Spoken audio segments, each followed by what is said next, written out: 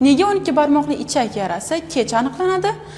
Oshqozondagi yara kasalliklari yoki gastrit kasalligi ilk davrlardanoq tekshiruv natijalarida aniqlanadi. Oshqozondagi kasalliklarni erta aniqlanishiga sabab aynan shu oshqozondagi kislotali muhit kuchli bo'lganligi hisobiga og'riq birinchi shikoyatlardan biri hisoblanadi. Lekin 12 barmoqli ichakda esa bunday emas. U yerda ishqoriy muhit, ya'ni kislotali muhitga teskari muhit hisoblanadi va bu yerda og'riqlar kasallikning eng oxirgi bosqichlarda, ya'ni yara o'tkazilgandan keyin, u chandiqlanib bo'lgandan so'nggina shikoyatlarni berib boshlaydi. Bunda ham og'riq emas, aynan hazm bilan bog'liq shikoyatlar, masalan, qorin dam bo'lishi, ovqatdan keyingi diskomfort, kekirish, jig'ildon qaynashi kabi shikoyatlar bilan keladi. Ko'pchilik mana shu kabi shikoyatlar bilan qabulga kelgan vaqtlarida biz ularga zon tutishni taklif qilsak, "Menda oshqozonimda og'riq yo'q-ku, nega meni zon tutib tekshirtirmoqchisiz?"